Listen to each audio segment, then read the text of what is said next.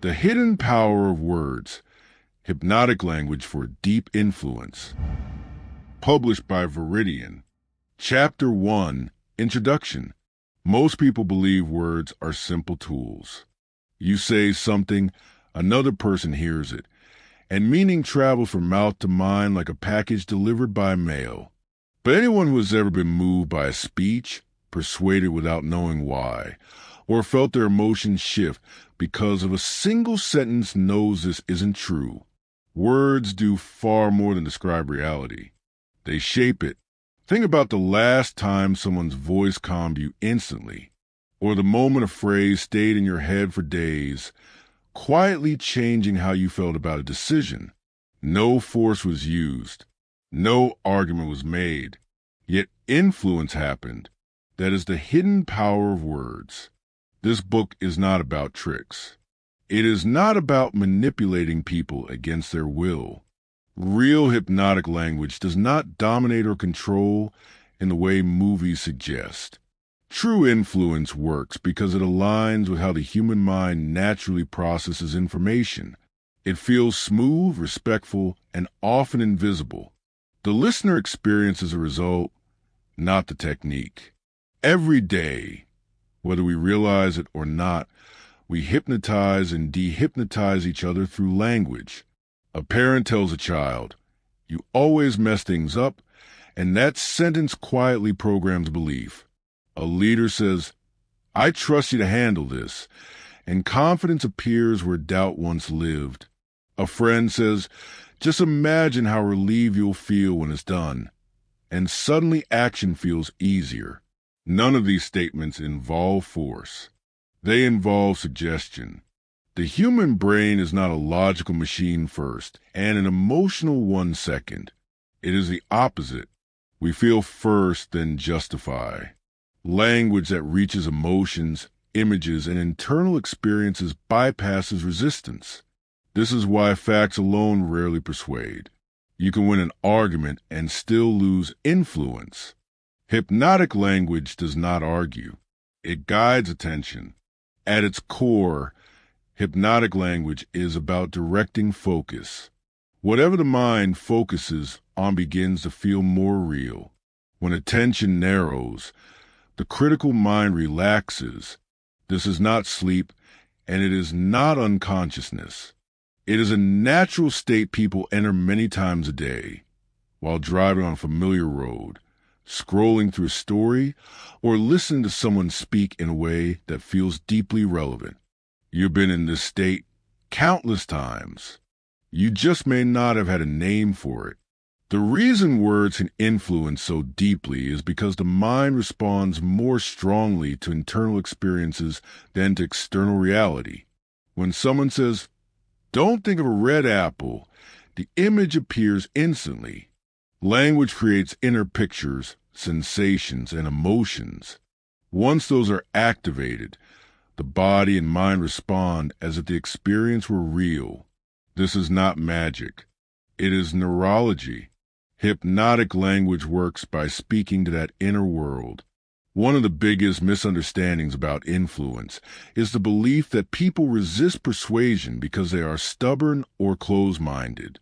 In reality, people resist because they feel pushed. The moment language feels like pressure, the mind protects itself. Hypnotic language removes pressure by offering possibilities instead of commands. It invites rather than demands. That invitation is powerful. Consider the difference between "you need to change" and "you might start noticing how change becomes easier when you're ready." The second sentence does not provoke defense. It creates space. Inside that space, the mind explores on its own, and what people discover on their own feels true. This book will show you how to use words in a way that respects autonomy while still guiding outcomes. Influence does not require dominance. In fact, the strongest influence often comes from subtlety.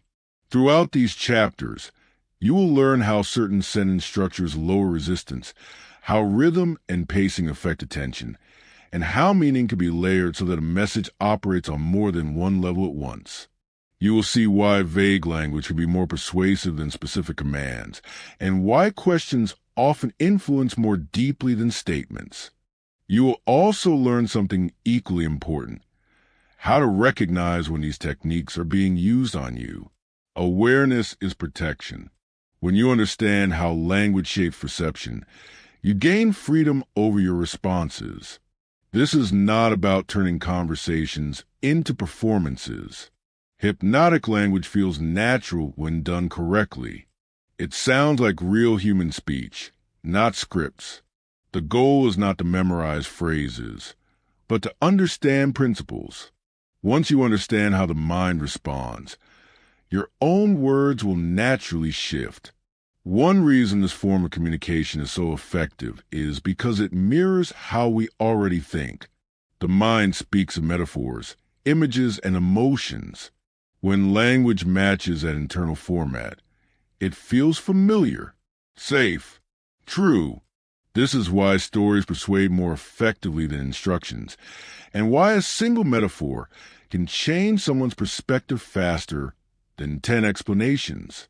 Influence, in its healthiest form, is about helping people access their own resources. When you speak in a way that allows someone to feel capable, motivated, or calm, you are not giving them something foreign. You are reminding them of what already exists inside. Of course, with power comes responsibility. Words can heal, but they can also wound. They can open doors or quietly close them forever. This book approaches hypnotic language with respect for that responsibility. The goal is conscious influence, not careless impact. As you read, you may start noticing changes in how you listen as much as how you speak. You will hear patterns in conversations you once ignored. Advertisements, speeches, everyday dialogues. Suddenly they will reveal layers you didn't see before. This awareness is a first step toward mastery. And mastery does not mean constant use. The most skilled communicators know when to speak and when silence carries more influence. Sometimes the most hypnotic moment in a conversation is a pause that allows meaning to sink in. In the chapters ahead, we will move from foundation to application. You will learn how attention works, how the subconscious mind responds to suggestion, and how simple shifts in wording can dramatically change outcomes. You will see how influence operates in leadership, relationships, persuasion, and self-talk, because the most important conversations are not always with others. The words you speak to yourself shape your confidence, your limits, and your sense of possibility. Hypnotic language turned inward becomes self-programming. By the end of this book, you will not just understand the hidden power of words. You will feel it in your conversations. You will notice how people lean in, how resistance softens, how understanding deepens. Not because you force it, but because your words invite the mind to move in a direction that feels right. And once you experience that, communication will never feel the same again. Chapter 2. If Chapter 1 planted the idea that words do more than name things, this chapter shows how they grab the mind in the first place. Influence begins with attention. Before you can steer a thought, you must have somewhere to steer it. The simplest truth about hypnotic language is also the most practical. Whoever controls attention controls experience. If you understand how attention is invited, you'll understand why certain sentences feel irresistible and others get ignored. Attention is a gate, not a faucet. It opens for what seems useful, novel, or emotionally relevant. It closes for what feels repetitive, threatening, or irrelevant. So the first job of a hypnotic speaker is to create a reason for the gate to open. That reason can be curiosity, surprise, safety, or a promise of reward. The trick is to create that reason without triggering resistance. People will pay attention when they feel like choosing to pay attention. One of the easiest ways to invite attention is with contrast. The mind notices differences. Say something slightly unexpected against a familiar backdrop, and the brain tilts toward it. But surprise alone isn't enough. The surprise must be framed so the mind can make sense of it quickly. If you begin with an odd image and then connect it to something the listener cares about, attention not only arrives, but stays. Rhythm and pacing also matter. Spoken language is music. It has tempo and pause. A steady stream of even sentences becomes wallpaper. Break the rhythm. Use a short, sharp phrase where long ones flow. Then pause. That pause is a mini vacuum. Attention rushes in to fill it. Skilled speakers use pacing to mirror the listener's breathing and heart rate, creating a subtle sense of rapport that makes the brain more open to suggestion. Another way to capture attention is by activating sensory imagination. The human mind responds strongly to vivid images because images feel like experiences. When you say, "Imagine the warmth of sunlight on your face," the listener doesn't just understand the sentence. They momentarily feel warmth. That small, internal experience engages the same neural circuits as real sensation. Once those circuits light up, the listener becomes a participant, not merely a spectator. Hypnotic language is not trying to hide this fact. It uses it deliberately. Language that invites internal experience often starts with verbs that ask the mind to do something. Imagine, notice, remember, feel. These are soft commands, less forceful than "do this," but effective because the brain tends to follow its own invitations. The subtlety matters. If an instruction feels like an order, the brain pushes back. If it feels like an offer, the brain explores. Presuppositions are another subtle lever. A presupposition is language that assumes something to be true without arguing for it. The classic example is, when you start to feel more confident, you'll notice how your posture changes. The sentence presupposes that increased confidence will happen, slipping that possibility into the listener's mental landscape without triggering debate. Because the mind takes for granted what's presupposed, even a small assumption can reshape expectations. Embedded commands work on the same logic. Hide a short directive within a longer sentence, so it doesn't sound like a command. As you listen to these words, you may begin to relax. The embedded phrase, "begin to relax," operates like a gentle nudge. It's not force, it's framing. But there's an ethical boundary. Embedded commands can be used to guide someone toward healthier choices or toward decisions they did not freely consent to. This book assumes you want influence that respects autonomy, guidance, not coercion. Questions are a particularly elegant tool for drawing attention. Open-ended questions invite the mind to search for answers, which means the listener starts to generate their own internal content. People are more persuaded by ideas they generate themselves. Ask, what would happen if you allowed yourself to rest for 15 minutes? And the listener's brain will immediately create scenarios, some of which make rest feel attractive. The moment a person finds a reason inside their own thinking, resistance softens. Timing is crucial. Attention is not constant, it fluctuates. The beginning of a conversation, a pause after a statement, or the moment right before a decision are high-attention windows. Notice the natural peaks in interaction and place important suggestions there. The principle is simple. Say crucial things when the mind is most alive. Saying them during low-attention moments is like shouting in a crowded room. Pointless. Another aspect of attention is the role of emotion.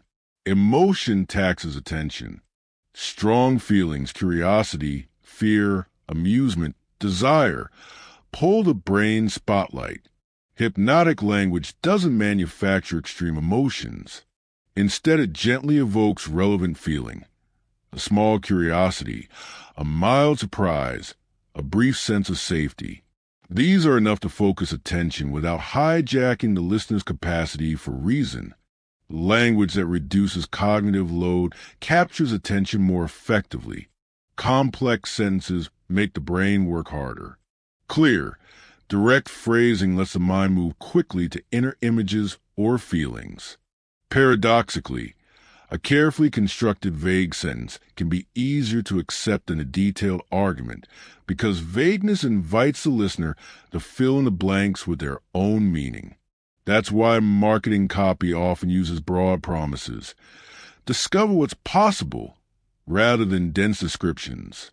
The listener supplies the detail, and because they supplied it, they believe it more. Repetition is a double-edged sword. Repeating a key phrase anchors attention and memory, but overdo it and the mind grows bored. The most persuasive communicators repeat core ideas but vary the rhythm, tone, or context. Repetition should be like music's refrain, familiar but evolving. Storytelling deserves special mention.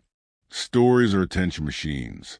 They sequence events, create tension, and lead the mind through emotional arcs. A well-told anecdote collapses time and invites empathy. Listeners imagine themselves inside the story, which engages attention in a deep, sustained way. Hypnotic language often uses micro-stories, short, vivid examples that make abstract ideas concrete. When you want someone to feel the truth of something, show it in a tiny, lived scene. Finally, attention responds to authenticity. People quickly sense when words are sincere or rehearsed. Inauthenticity makes the mind skeptical and closes a gate. Hypnotic language isn't about sounding slick. It's about speaking in ways that align with what you actually believe. When your words are congruent with your tone, body language, and intention, attention flows naturally. If you're selling something you don't believe in, your words will betray you. Here are a few simple, practical ways to apply these principles in everyday speech. Begin with a contrast or an image to open the gate. Use a short phrase and a pause to create rhythm. Offer an invitation you might notice rather than demand. Ask a question that makes the listener imagine a future scenario. Tell a micro story that illustrates the point. Repeat the core idea twice in different words, so it sticks. Above all, mean what you say. Attention is not a scarce resource. It's selective. Your job as a communicator is not to force attention, but to deserve it. When you deserve it, by being clear, relevant, and respectful, the gate opens easily. That's the beauty of hypnotic language. It doesn't trick the mind into listening. It gives a mind a reason to listen. Master these basics of attention, and the rest of the techniques in this book become far easier to use. Influence without attention is like sailing without wind. Focus provides the breeze. Words set the course. Learn to invite attention, and you'll find the world listening in ways you didn't expect. Chapter 3.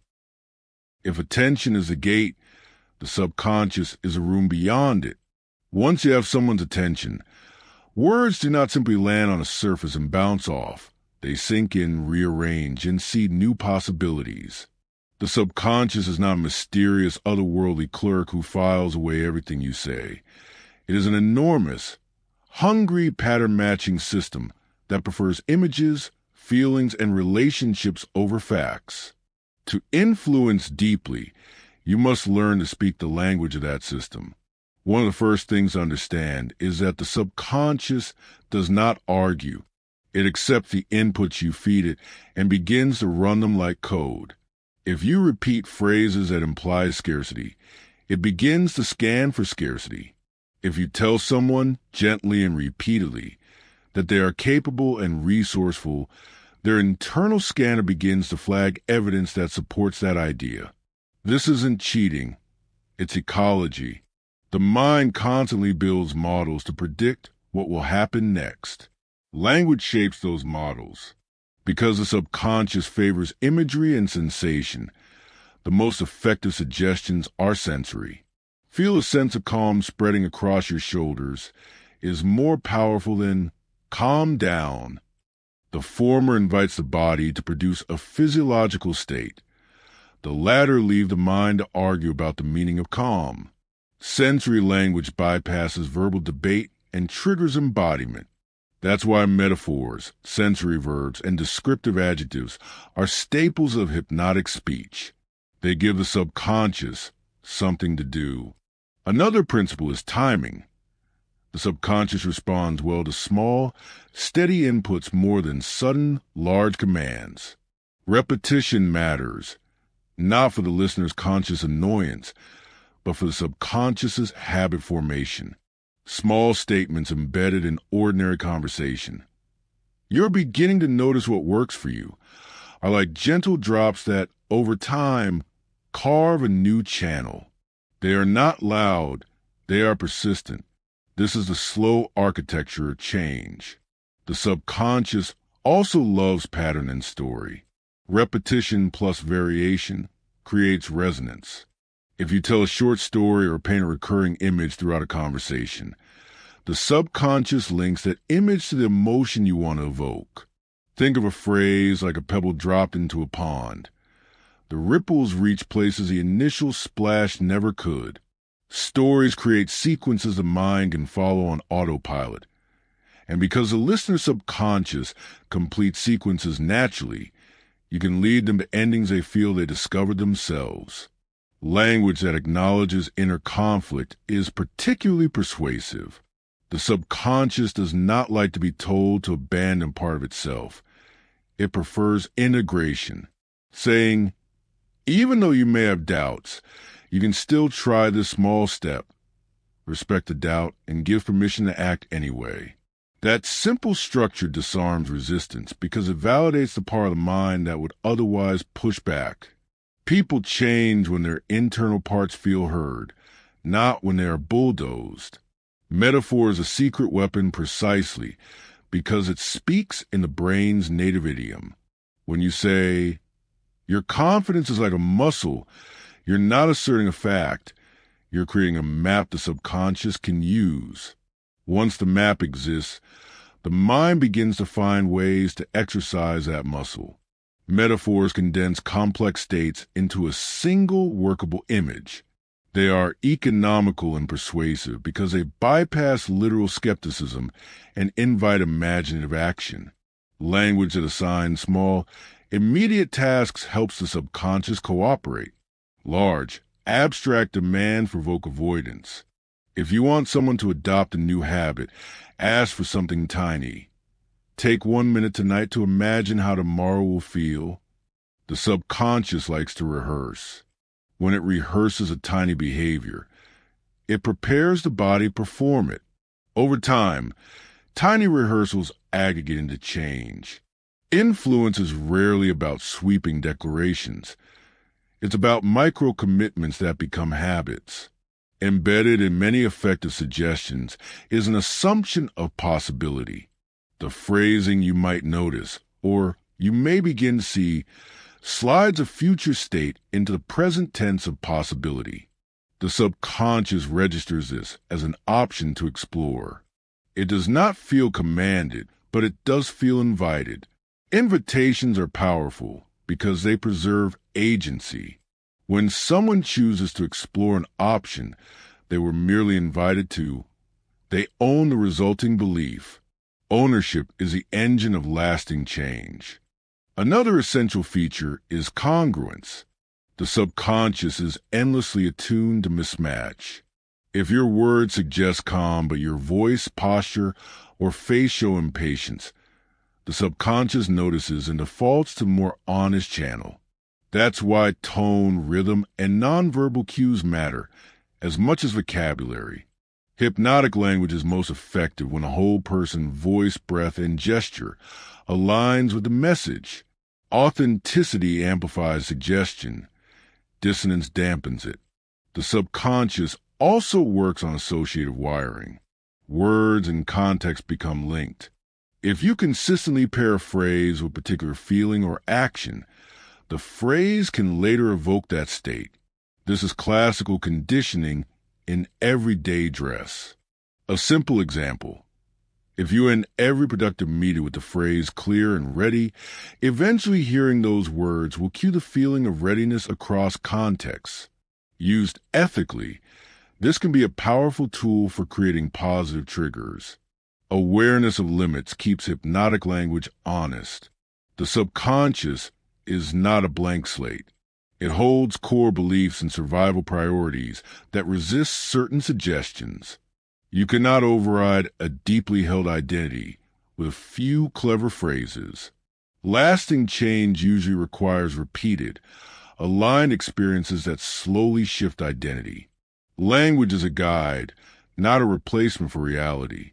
The most ethical, effective approach pairs persuasive language with action, small, confirmatory steps that give the subconscious real evidence to update its model.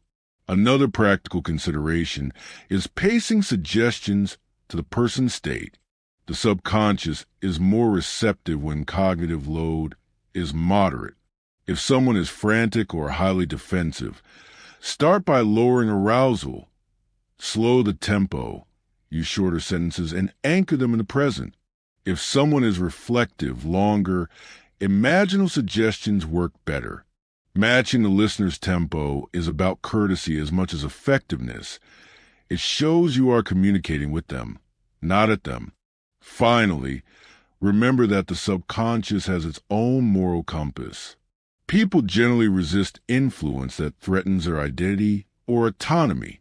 The respectful use of hypnotic language honors boundaries, invites exploration, and offers options rather than ultimatums. When influence is ethical, it adds to another person's bandwidth. It doesn't take it away. In practical terms, learning to speak to the subconscious begins with practice in everyday language. Try inserting sensory phrases into routine conversations. Use metaphors to explain ideas. Offer tiny invitations and notice how people respond. Watch which images stick and which ideas fade.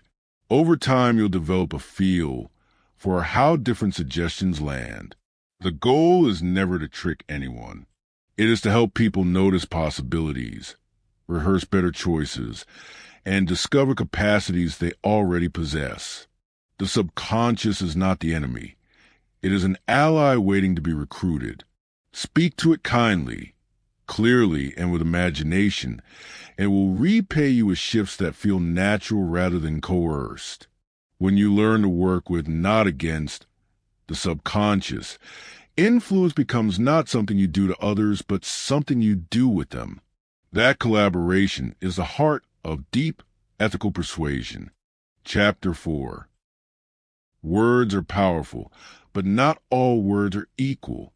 The difference between suggestion that schemes the surface and one that sinks into someone's choices lies in mechanics. The tiny way sentences are built, sequenced, and delivered. This chapter zooms in on those practical mechanics. How to craft suggestions that feel natural, lower resistance, and invite internal movement. Think of it as learning to tune an instrument. The melody is your message, but the mechanics determine whether it resonates.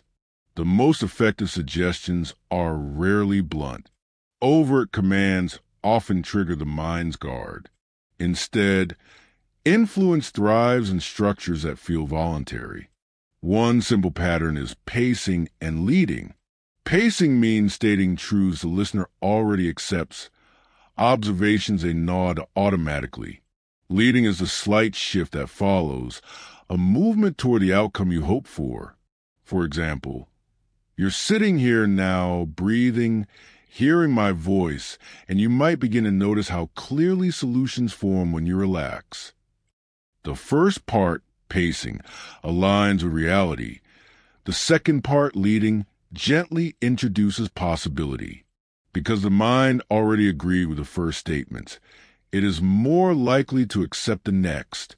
Embedded commands use the same logic, but in a more subtle form. Hide a directive inside a larger sentence, so it doesn't sound like an order. In As you listen, you may start to feel more confident. The phrase feel more confident operates as a suggestion without the bluntness of feel more confident now. Embedded commands are most effective when delivered with small vocal emphasis, slightly softer, slightly firmer, or with a brief pause that makes the command stand out unconsciously. Another mechanism is a double bind, offering two options that both lead toward the outcome you want. For instance, would you prefer to start with a quick walk or a short breathing exercise? Either choice evokes movement toward the same goal, action. Double binds preserve autonomy while steering behavior. They're particularly useful when someone resists being told what to do but still needs a nudge. Tag questions are a related subtlety, adding a brief trailing question after a statement. You can see how that might work, can't you? Wraps the assertion in a mild invitation to agree. The mind prefers closure. Tag questions often prompt a quick internal or verbal confirmation. Used sparingly, they help consolidate acceptance without pressure. Overuse, however, makes language sound manipulative. Use them only when you genuinely expect agreement. Permissive language is an ethical and effective tool. Words like might, may, could, perhaps, and sometimes do two things. They lower resistance by preserving choice, and they invite the imagination to explore possibilities. You might notice is softer than you will notice, and it often lands deeper because the listener feels they're discovering, not being told. Permissive phrasing works because people are more persuaded by ideas they believe they have chosen. Rhythm and breath control are mechanical but crucial. Speak as you would in a calm conversation, measured with occasional short sentences and pauses. Pauses are not empty. They are invitations to the listener's mind to fill the space. A well-placed pause after a suggestion gives the subconscious time to accept it. Similarly, matching someone's breathing pattern creates rapport at a physiological level. These are techniques of presence as much as persuasion. Future pacing is a robust mechanism for turning suggestion into action. After planning an image or idea, guide the listener to imagine it happening in the future in vivid detail. Picture yourself next week, noticing how much easier this feels, already enjoying the small wins. Future pacing makes the possibility tangible and rehearses the body-mind for the experience. The subconscious treats rehearsed futures almost as probationary memories. The more detailed a rehearsal, the more the system prepares to enact it. Chunking, moving between big picture and small detail language, also changes how suggestions land. If you need someone to adopt a habit, start big to create meaning. This small change will help you feel more in control of your day. Then zoom in. Tonight, set a timer for 5 minutes and plan one tiny step. The big picture provides motivation. The small step provides feasibility. People resist big demands but accept small, meaningful actions. Contrast is an elegant mechanic for highlighting change. Describe before briefly and then the after with sensory detail. Remember how scattered it felt last month? Now imagine a clear 30-minute block where you complete one task and feel that relief. The contrast frames the new state as desirable and achievable. Humans evaluate options relationally. Showing the difference makes the choice more compelling. Language that acknowledges resistance is surprisingly persuasive. Phrases like, even if you have doubts, or despite how it has been so far, validate internal objections and reduce the need to defend them. Once the objection feels heard, the mind relaxes and considers alternatives. This is not trickery. It's basic human respect. Recognizing a person's internal landscape invites cooperation rather than conflict. Layered language multiplies effect. Say something literal and then follow it with a metaphor or story that operates on a different cognitive level. Literal statements settle the conscious mind. Metaphors slip past offense into imagination. For example, you'll take the small step tonight. It's like planting a seed, quiet, invisible, but destined to grow. The combination gives the listener both instruction and internal imagery to support it. Anchoring, borrowed from behavioral psychology, pairs a word, touch, or small ritual with the desired state until the cue triggers the feeling. Ending productive conversations with the same phrase or gesture creates an anchor. The phrase alone later evokes the productive state. Anchoring should be used ethically and with consent. It's a way of creating helpful triggers rather than manipulating someone's deeper responses without their awareness. Timing and context are part of mechanics too. Deliver important suggestions when the listener's relaxed, distracted in a positive way, or already leaning in, such as at the end of a story, after a shared laugh, or during a reflective pause. The same sentence spoken in a high-stress moment will likely fail. The mechanic here is simple. The state matters as much as the words. Practice refines these tools. Try sourcing real conversations and inserting permissive phrases, short pauses, or a future pace sentence. Observe responses. Which structures invite nods and silence? Which provoke argument? Notice your own tone. Are your words congruent with your body? Congruence is a final mechanical truth. When voice, breath, and intention align, suggestions land more cleanly. Ethics thread through every mechanical choice. The techniques in this chapter can be used for care or for coercion. The difference is consent and outcome.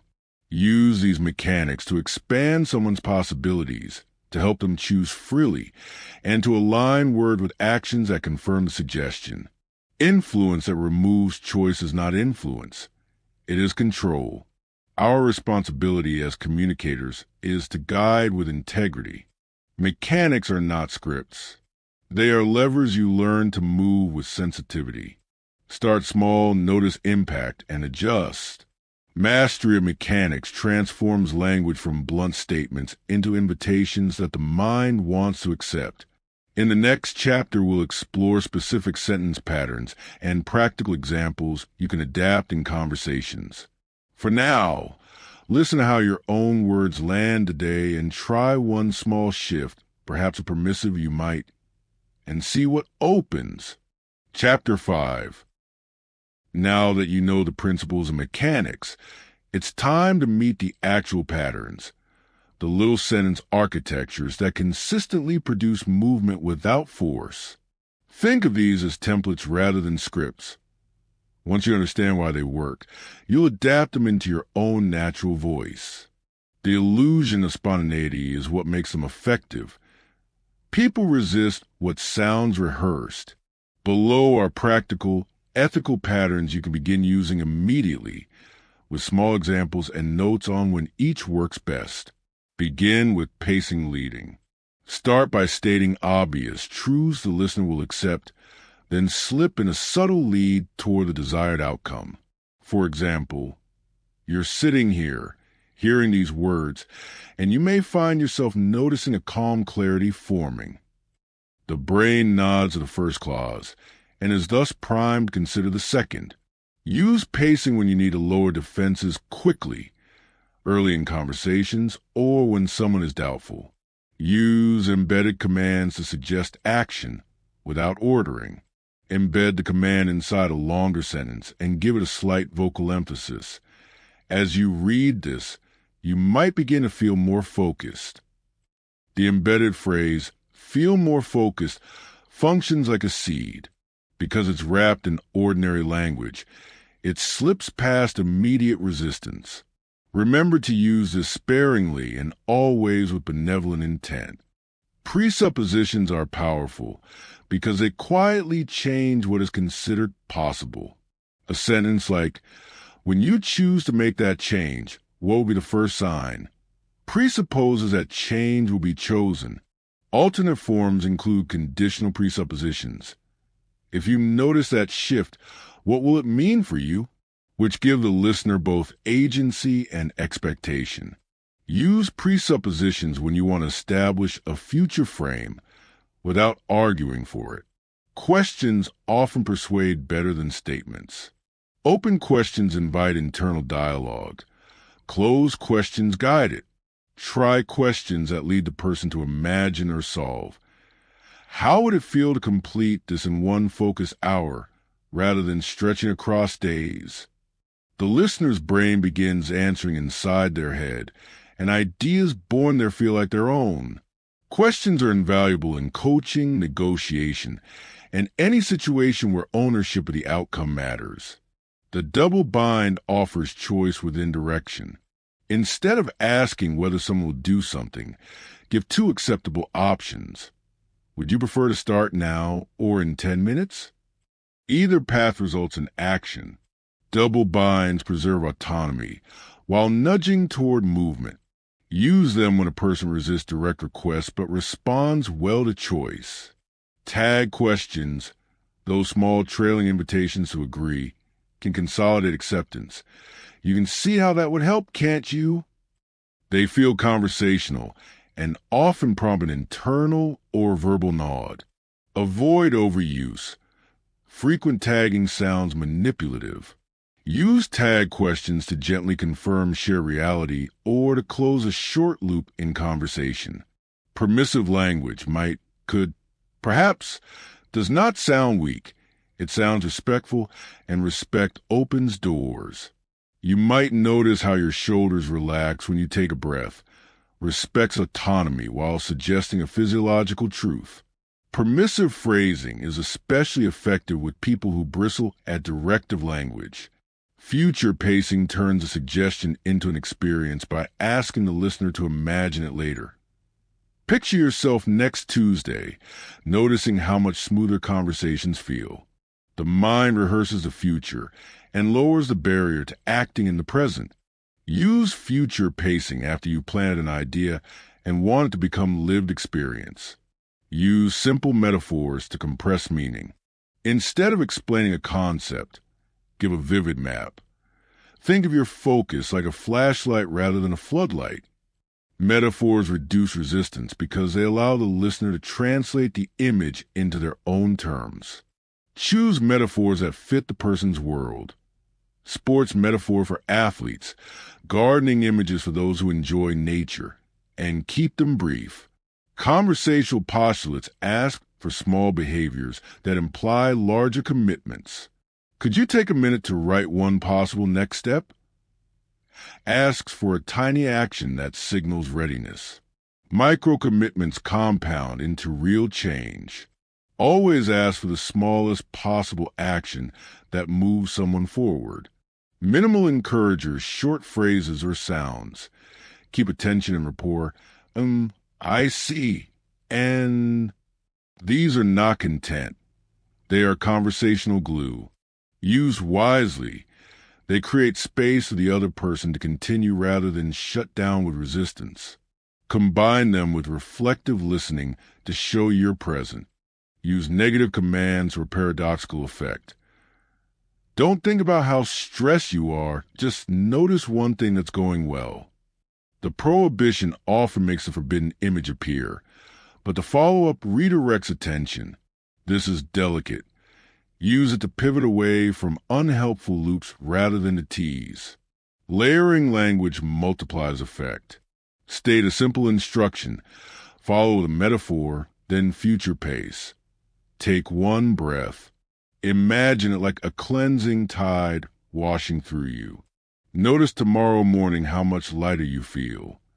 The conscious mind checks the instruction. The metaphor slips under the radar. The future pace rehearses the result. Layering is most effective when the listener is mildly receptive, not overwhelmed. Watch your rhythm. Short sentences followed by a pause can be more persuasive than long, dense clauses. A pause is an invitation. The mind rushes to fill it. Adjust your cadence to match the person's energy. Slower for calm. A touch quicker for engaged. Always test tone and congruence. Say the words quietly if you want them to land as an invitation. Say them warmly and firmly if you want to convey certainty. If you ask someone to relax while your body communicates tension, the suggestion will feel hollow. The whole person carries the message. Practice these patterns in low-stakes settings first. Try embedded commands in casual conversation. Use a metaphor and an explanation. Ask a future-paced question in a coaching moment. Notice which patterns feel natural to you and which require refinement. The goal is not to sound like a manual. It's to integrate the patterns until they become part of your conversational palette. Ethics must guide every choice. These patterns are tools, not weapons. Use them to expand another person's options, to reduce unnecessary suffering, or to invite exploration. Never use hypnotic language to bypass informed consent, to manipulate someone for self-serving ends, or to hide intentions. Transparency and care amplify influence because people trust what they feel is given in good faith. Finally, remember that pattern alone doesn't guarantee success. Connection does. Patterns increase the probability of movement, but the underlying human relationship determines whether that movement serves someone's well-being. Influence that honors autonomy, encourages agency, and aligns words with meaningful action creates outcomes that last. Practice the patterns. Make them humane. Let your voice carry both craft and care, and you'll find your words doing what they were always meant to do. Opening possibilities. Chapter 6. Words are only part of the equation. How you say them, your voice, your timing, your face, and your presence decide whether they land like a pebble tossed into a pond or like gravel thrown at a window. Hypnotic language lives in the interplay between content and delivery. This chapter teaches you how to shape that delivery so your words feel natural, trustworthy, and quietly persuasive. It's not about acting. It's about matching inner state and outer signal so your message sings with integrity. Begin with breath. Breath is the engine of voice and the easiest entry point to influence. When people are anxious, breath becomes shallow and quick. When calm, breath slows and deepens. Before you speak, take one slow, full breath. Let the belly expand, then exhale gently. That single reset changes the tiny muscles in your voice box, lowers vocal pitch slightly, and gives your words a steadier rhythm. It also signals to your nervous system that threat is reduced. Over time, training your breath trains your presence. A simple practice: 3 slow inhales and exhales before important conversations. It takes 15 seconds and alters everything. Tone is not just pleasant or harsh. It communicates emphasis and intent. A softer tone often invites exploration. A firmer tone conveys certainty. Learn to vary your tone intentionally. If you want to embed a command, you might begin to notice, give the embedded phrase a gentle but distinct emphasis. Slightly slower, a touch lower, and with a pause before and after. The contrast between the surrounding speech and the emphasized phrase helps the listener's unconscious detect a suggestion without feeling ordered. Practice reading a sentence 3 ways: soft, warm, and firm, and notice the different responses you evoke, sometimes in the same person. Pacing and pauses are surgical tools. Rapid-fire speech overwhelms the listener and activates defense. Long, meandering sentences bore the conscious mind. The most persuasive cadence alternates short, grounding phrases with longer, image-rich sentences, then a deliberate pause. Use pauses like commas in thought. Give the mind a beat to accept what you said. A pause after suggestion is not silence. It's an invitation for the listener's internal experience to form. When you master the rhythm of saying something short, pausing, then finishing, people tend to lean in without knowing why. Volume and pitch carry meaning beyond words. Lower pitches are often perceived as more authoritative and calming. Higher pitches convey urgency or excitement. That doesn't mean always lowering your voice. Variety makes the signal human. Drop your pitch slightly when offering reassurance. Rise a touch when you want to inject enthusiasm. The goal is to be congruent. Your vocal cords must match the emotional content. If you say relax in a rushed, high voice, the listener will sense a mismatch and distrust the message. Body language is a nonverbal grammar of influence. Hands that move too much distract. Hands that are too still seem unnatural. Find a comfortable gesture vocabulary. Open palms when inviting. Hands lightly together when asking for agreement. A brief, respectful touch on the forearm only when you have a clear rapport and consent.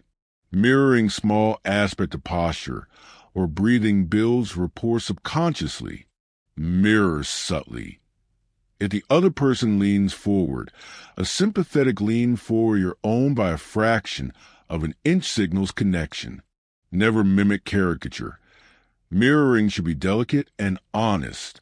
Eyes are powerful. Direct, steady eye contact builds trust. Scanning. Darting eyes break rapport. There's a sweet spot. Maintain engagement without staring. In groups. Shift your gaze slowly across people while speaking so each person feels included. When listening, a soft gaze that nods occasionally tells someone they're being heard. Be mindful of cultural differences in eye contact. What feels intimate in one context may feel aggressive in another. Use eye contact to invite, not to interrogate. Facial microexpressions leak emotion faster than words. Tightness around the mouth communicates judgment, even when your words are kind. Relax your jaw and forehead. A small, genuine smile can lower guardedness, but avoid the sales smile that feels fixed. Practice speaking in front of a mirror or record short clips. Watch what your face does when you say a reassuring sentence versus a directive one. Adjust until your facial expression matches your intent. Silence is an underrated ally. After asking a question or making a suggestion, wait. The silence will carry weight and often produce more honest answers than any follow-up. People hate unresolved space and will fill it, sometimes with useful information or an internal concession. This technique is not about creating awkwardness. It's about giving the listener's mind room to accept or explore. Environment shapes receptivity. A noisy cafe, a cramped elevator, or a distracted screen reduces the chance your words will penetrate. When possible, choose settings that lower arousal, softer lighting, comfortable seating, and minimal interruptions. If you can't change the environment, change proximity. Move slightly closer to reduce the perceived threat distance, or step back if the person needs space. Respect for physical boundaries is itself a persuasive action. People respond positively when they feel safe. Listening is a delivery skill. The most hypnotic communicators are outstanding listeners. Active listening signals value, and value opens a mind. Use reflective phrases. So what I'm hearing is, and then pause. Reflecting someone's internal experience without immediate correction builds trust and lowers resistance. In many cases, people are more persuaded by the feeling of being deeply heard than by any rhetorical flourish you might attempt. Practice becomes presence. Run short exercises daily. Read a passage aloud focusing on breath and tone. Practice mirroring a friend for 1 minute. Record a 1-minute message and play it back, noticing pitch and pauses. One effective drill is a slow story.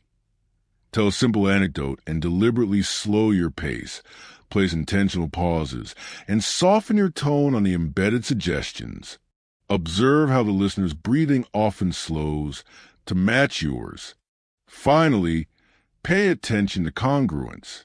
If your body, voice, and words tell the same story, your message lands as authentic.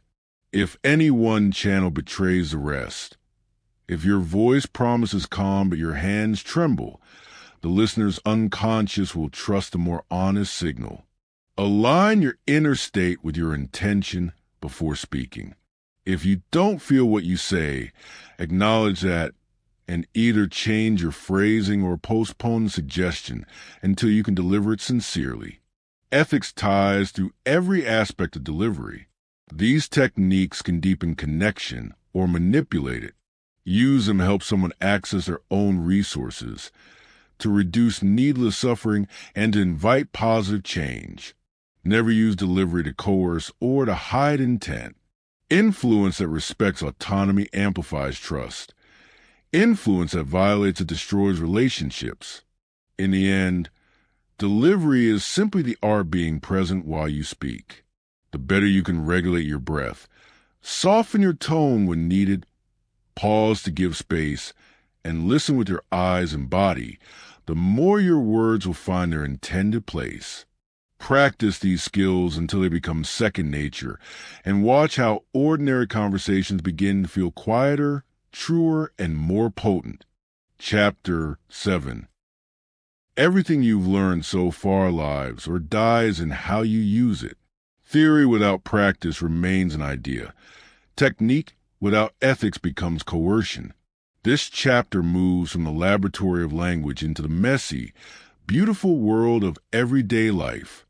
I'll show you how hypnotic language functions in relationships, leadership, negotiation, teaching, and self-talk, and give you short, practical exercises you can do today. Think of this chapter as the field guide, small, repeatable actions that build skill and integrity over time. Start with relationships, because influence is most consequential there. People we love are not targets to be converted. They're companions whose trust we must protect. Hypnotic language in relationships looks less like persuasion and more like invitation. Use pacing early. Name what's true. I can see you've had a long day before leading, and you might want to sit down for a moment while we figure this out together. Embedded commands work well when they respect choice. As we talk, you may notice a calm coming back. Questions are golden. Ask, what would make tonight feel restful for you? And listen. That question nudges the other person to generate solutions, making them more likely to accept and act on them. Small micro-commitments matter. Suggest, could you try one deep breath with me? If they decline, validate first and try again later. The goal is shared agency, not getting someone to do what you want, but helping them choose what serves them. In leadership, hypnotic language enhances clarity and initiative. Leaders who pace by acknowledging reality earn credibility. Those who lead by inviting future vision create momentum. Use presuppositions to plan possibility. When we reach the milestone next month, what will be the first thing that changes for our team? The question assumes success and prompts planning. Double binds are helpful when encouraging action. Would you prefer to start the pilot this week or next? Both options move the project forward while preserving autonomy. Future pacing helps teams embody outcomes. Picture the client meeting next quarter and how smoothly the presentation will land. Pair words with small rituals.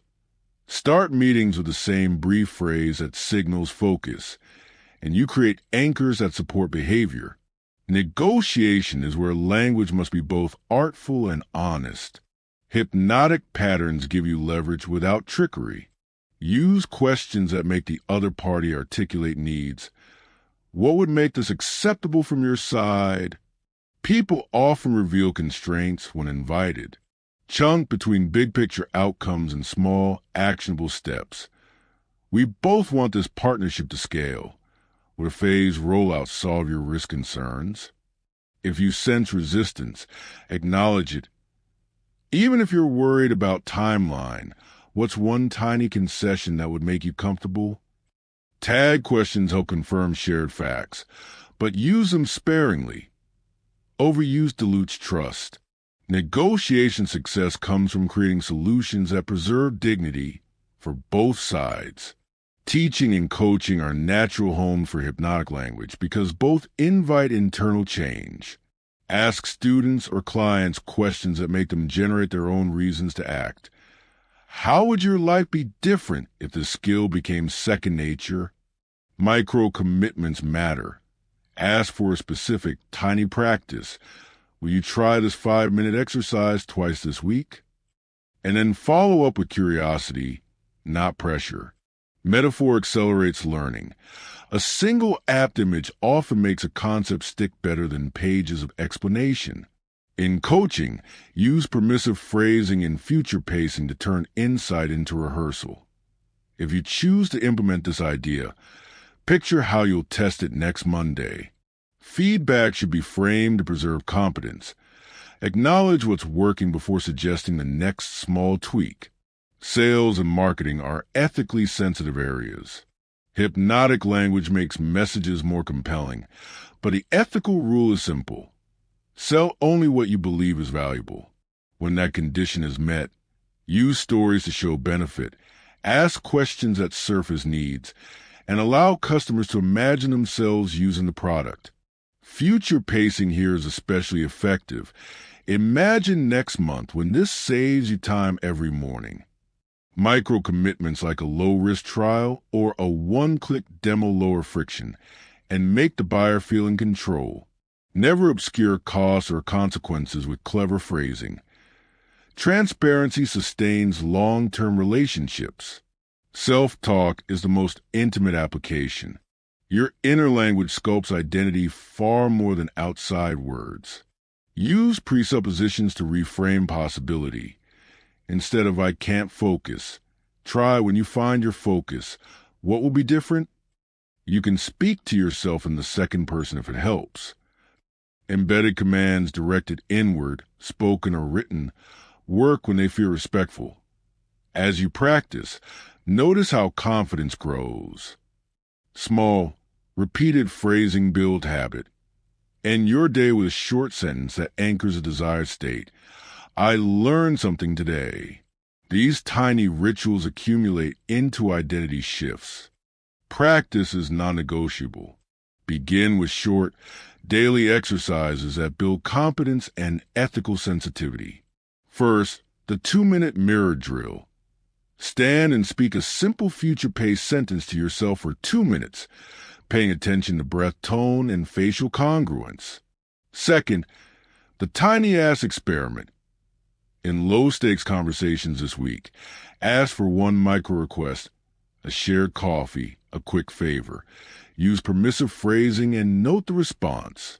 Third, the listening reset. For one conversation each day, spend the first 60 seconds only reflecting what the other person says. No advice, no interjecting. Observe how this changes their openness. Troubleshooting common mistakes will speed your learning.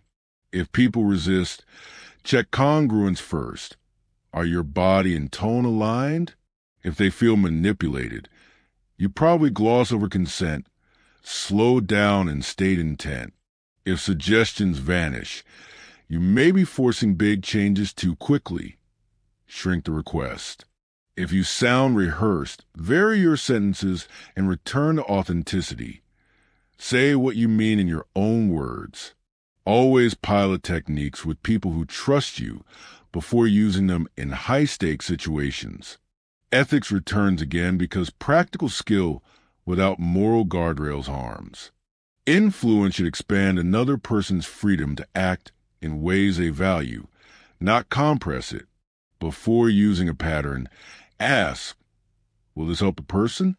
If the answer is dubious, don't use it. Where possible, be transparent about your intention. I have an idea that might help. Would you be open to hearing it? And invite collaboration. The final, quiet practice is reflection. After important conversations, take 2 minutes to ask yourself, what worked? What fell off? What did the other person gain? These tiny habit checks refine both skill and conscience. Over months, you'll see change. people leaning in more, decisions arriving with less friction, your own inner narrative softening into possibility. Applied well, hypnotic language becomes a way of being attentive, respectful, and effective. It's not a set of canned lines, but a stance. You notice carefully, invite gently, and hold a space where choices can emerge. Use it to open doors, not to close them. When language honors dignity, influence follows naturally. Chapter 8.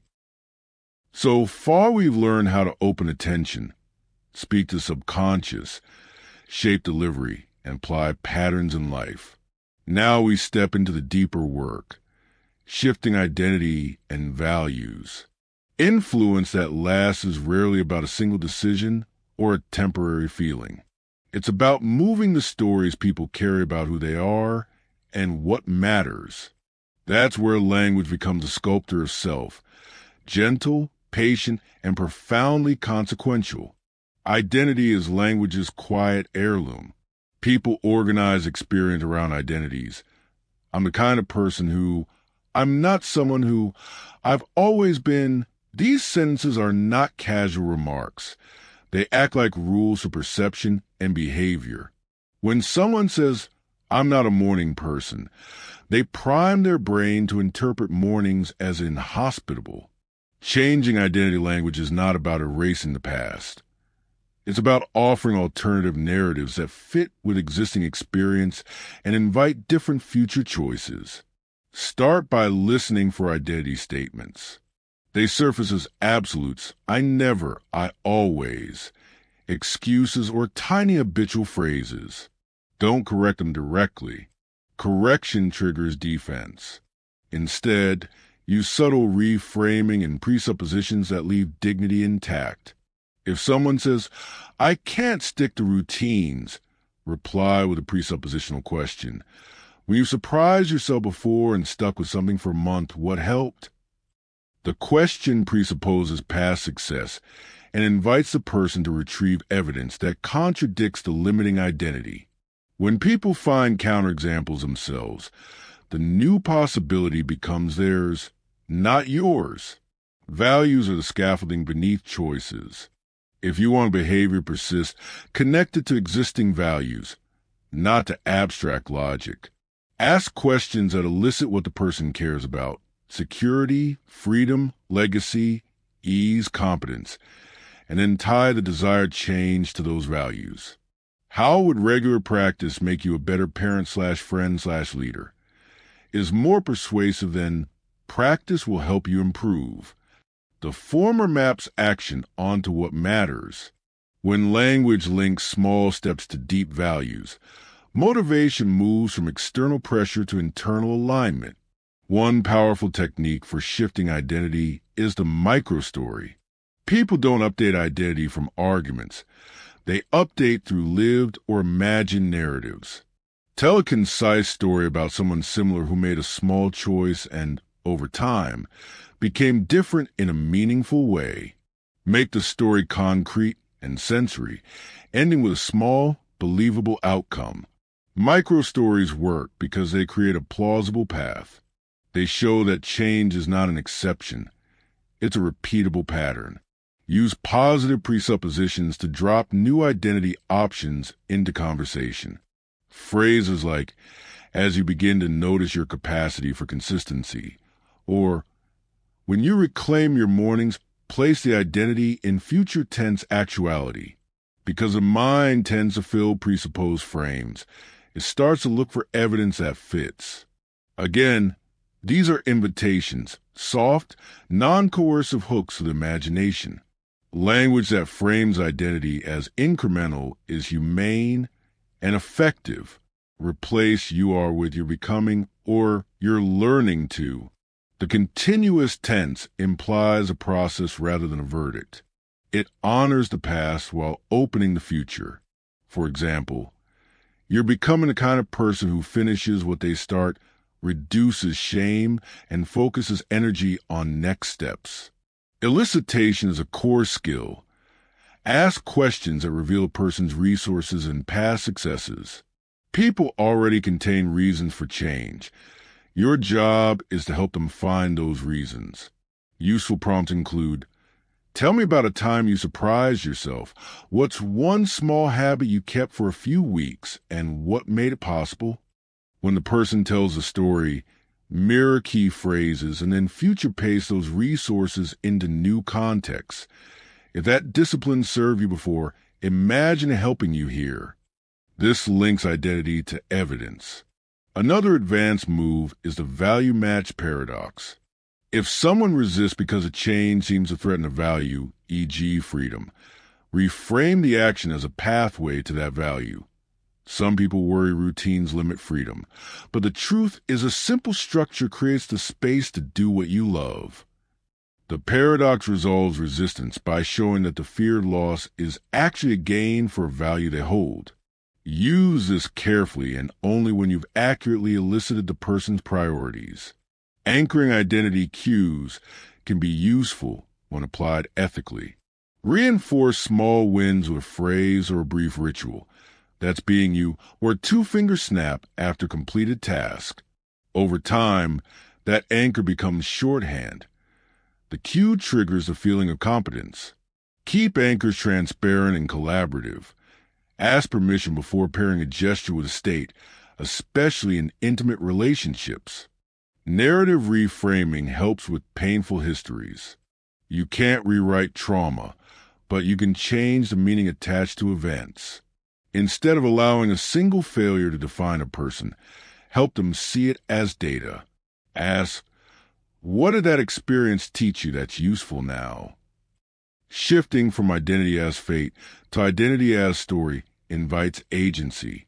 The person is no longer stuck in a verdict. They are the author of the next chapter. Practical process for guiding an identity shift in conversation. Elicit.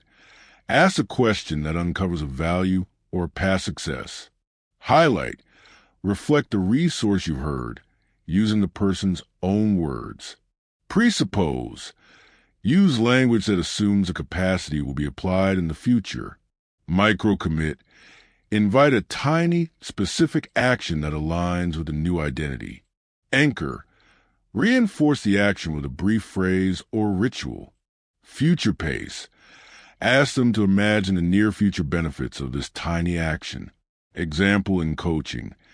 Tell me about a time you surprised yourself by following through. Elicit. So you notice how setting a small deadline helped you focus. That discipline surprised you. Highlight. When you use that same deadline this week, what will be the first difference you'll notice? Presuppose plus micro-commit. After they agree to try it, reinforce. That's you taking the step, notice it. Anchor. Picture next Monday when that small habit saved you time. Future pace. Because identity work touches deep places, always move slowly and with consent. Ask permission to explore identity shifts. Would you be open to trying a small experiment that might shift how you see this? And be ready to stop. Some beliefs are protective. Dismantling them prematurely can cause harm. Influence done well enhances safety and choice. Finally, measure change through behavior and evidence, not just rhetoric. Have the person try a tiny action and collect feedback. Language can invite a new story, but real-world evidence cements it. Celebrate the smallest wins publicly and privately. Social proof reinforces identity faster than private intentions. Exercise is the practice. Keep an identity log. For 1 week, write down identity phrases you or others use. Notice patterns and pick when you want to reframe. Micro story bank. Create 5 short stories about ordinary people making small changes. Use them in conversation this week. 2-minute elicit. Daily. Ask one person about a past success and reflect it back. Notice their body language and word shift. Shaping identity is a long game. It's less about clever lines and more about consistent, respectful scaffolding. Questions that reveal possibility, small actions that prove it, and language that honors autonomy. When you help someone discover a new story about themselves, you do something rare. You expand their future. Use that power kindly. Chapter 9. If the earlier chapters taught you how to open attention, speak to the subconscious, and craft influence with skill, this chapter asks a heavier question. What happens when those skills are used badly? Learning how to influence deeply brings responsibility. It also makes you a target. The same patterns that help a coach inspire or a partner soothe can be twisted into pressure, deception, or control. Knowing how to spot misuse and protect yourself and others is as essential as knowing how to use the techniques ethically. First, recognize the shape of manipulation. Manipulative language often shares three traits. It narrows choice, obscures intent, and pressures emotion more than reason. Narrowing choice shows up as false dichotomies and double binds posed without consent. Questions that pretend to offer options but actually force a desired outcome. Obscured intent appears when motives are hidden or framed as something else. For example, flattery used to lower defenses before asking for a large favor. Emotional pressure leverages fear, shame, or urgency. Phrases like, "If you don't decide now, you'll miss out forever," aim to shut down deliberation. These patterns aren't always obvious at first. They're designed to feel urgent, flattering, or comforting while quietly binding you. Second, pay attention to congruence. One of the most reliable signals that something is off is mismatch between words and other cues. If someone's tone, body language, or actions contradict their claims, trust the nonverbal channel. A person who promises safety while scanning the room nervously or making fast gestures is less trustworthy than their words suggest. Manipulation often relies on this mismatch. Smooth language overlaying anxious or secretive behavior. Your intuition, often dismissed as just a feeling, is the brain's rapid pattern detector. Use it as a signal to slow down, not as proof of guilt. Third, notice pressure to decide quickly. Influence that respects autonomy invites time for consideration. If someone insists you must act now, that's a red flag. High-pressure tactics narrow your ability to consult your own values or check facts. Ethical persuasion frames choices and allows breathing space. It may invite urgency on genuine scarcity, but also explains reasons and offers a reasonable window for decision. When in doubt, ask for time. A simple, "I need a moment to think this through," is both a boundary and an honesty test. Manipulative actors often push back hard, which tells you something. Learn to spot emotional bait. Language that repeatedly circles toward shame, guilt, or fear often aims to short-circuit the rational mind. Phrases that falsely attribute motives. Only someone who didn't care would do that. Try to reshuffle identity to force compliance. When you hear statements that try to define your character rather than address behavior, step back. Ask for specifics. Turn the conversation from identity back to facts. What exactly would need to change? Concrete requests interrupt emotional escalation and restore agency. Another trick to watch for is covert presupposition. Skilled persuaders use assumptions embedded in sentences to slide ideas into your mental landscape without debate.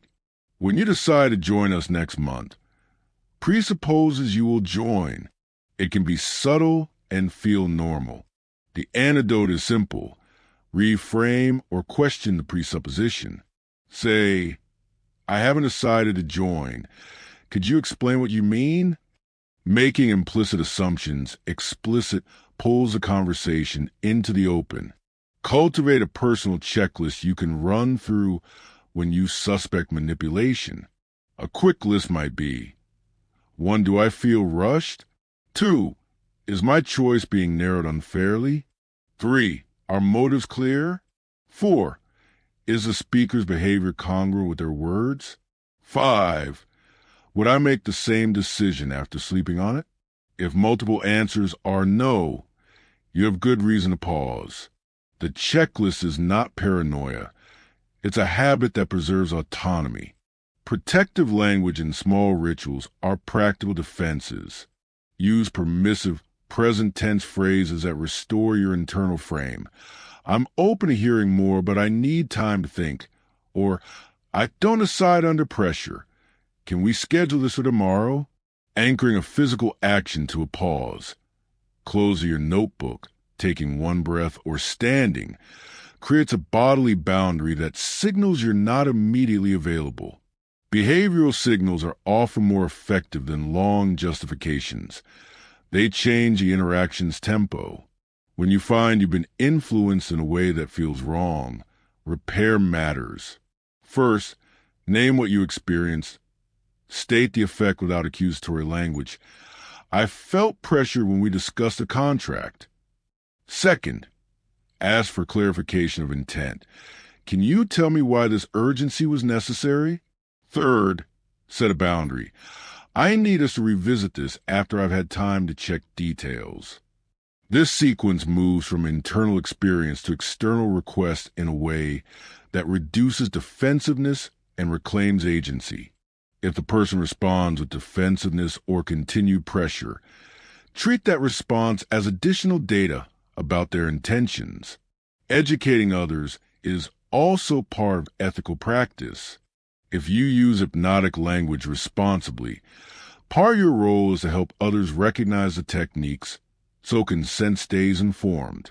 That doesn't mean running a lecture in every conversation, but it might mean being transparent in sensitive settings. I often use imagery and short suggestions in my coaching. Are you comfortable with that? Asking permission both protects the client and models respect. Consent transforms influence into collaboration. There are contexts where safeguards should be formalized. Medical decisions, legal advice, and high-stakes financial choices require explicit processes. Cooling-off periods, written disclosures, and third-party review. In these arenas, the power of language can cause real harm if unchecked. If you work in such fields, build ethical guardrails into your practice. Informed consent forms, clear documentation of recommendations, and policies that prevent undue influence during acute vulnerability. Resilience is built by habit. Train your decision muscles with small experiments.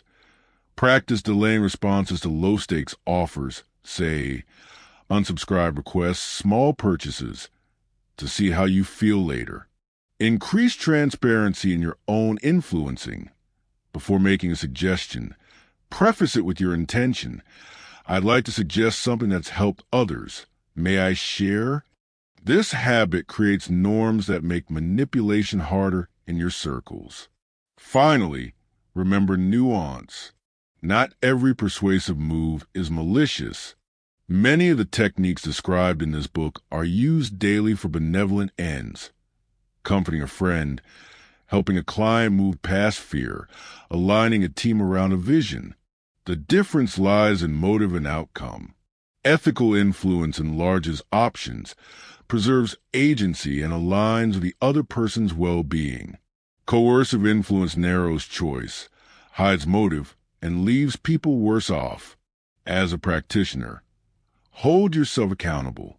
Regularly reflect on your intentions. Are you seeking what's best for the other person or for your own gain? Ask for feedback from trusted peers and from the people you influence. If someone says a technique made them uncomfortable, take that seriously. Apologize when necessary and change your approach. The mark of mastery is not how many people you can move, but how few you harm. In short, learn to influence and learn to guard against influence. Build habits that respect time, transparency, and consent. Teach others what healthy persuasion looks like. When you pair skill with conscience, your words become a force that enlarges life rather than shrinking it. That is the ethic at the heart of real power. Influence used to free, not to bind. Chapter 10. By now you have a map and the tools. How attention opens, how the subconscious receives suggestion, the sentence mechanics that lower resistance, the delivery that makes words believable, practical patterns to use, ethical guardrails, and the deep work of shifting identity.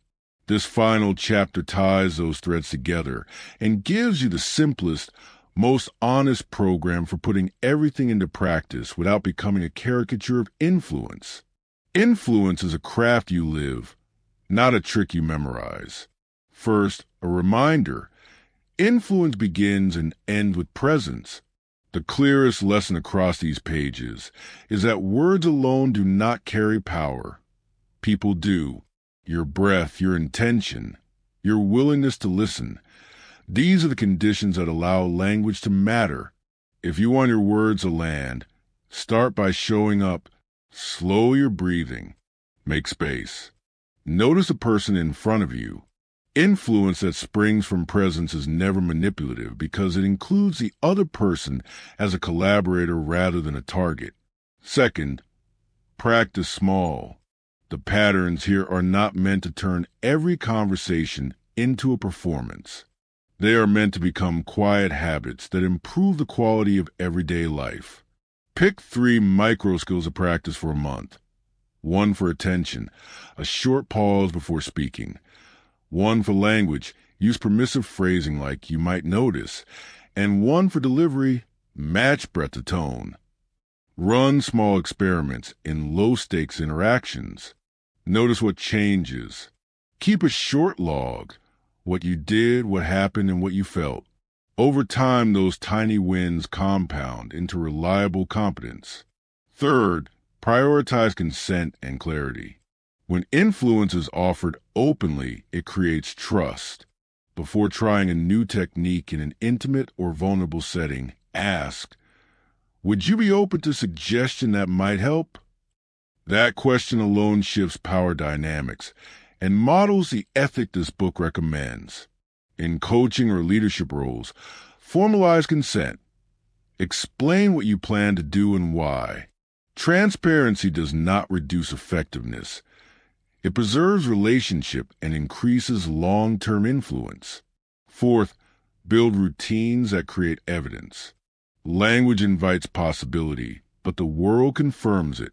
Turn suggestions into experiments with measurable feedback. If you invite someone to try a 5-minute practice, follow up and ask what worked. If you use phrases to promote calm, check whether the person actually slept better, felt more focused, or completed the task. Influence that leaves a paper trail of real outcomes becomes trustworthy. Small rituals, consistent meeting openers, a closing phrase, a short anchor after productive sessions, create collective memory and accelerate change. Fifth, protect yourself and others. Use a checklist from Chapter 9 as a daily guardrail. Slow decisions when pressured, ask clarifying questions, and look for congruence between words and behavior. Teach these habits to people around you. A culture where people feel safe saying, I need time, or explain that again, is less vulnerable to misuse and more open to honest influence. If you notice someone using hypnotic patterns manipulatively, address the behavior and model alternatives that respect autonomy. 6. Cultivate humility. The ability to influence reveals how malleable human minds are, and that should inspire care, not arrogance. Powerful communicators are often those who ask more questions than they give answers, who listen more than they talk, and who welcome feedback on their methods. Invite accountability. Ask a trusted colleague or friend to tell you when you sound too directive or when a suggestion felt like pressure.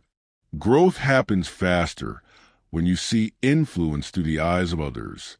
7th, keep learning and adapting. Language and culture evolve. What works in one context may fall flat in another. Test metaphors, refine anchors, and stay curious about different ways people make meaning. Read widely, stories, psychology, poetry, and borrow rhythms that fit your voice.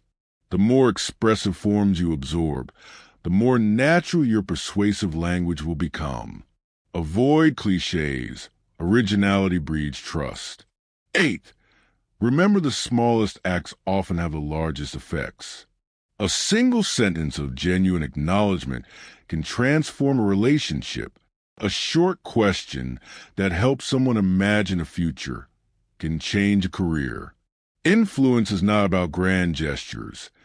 It is about the accumulation of moments where someone feels understood, seen, and slightly more capable than before. Aim for those moments, and you will measure your success in lives changed, not outcomes taken.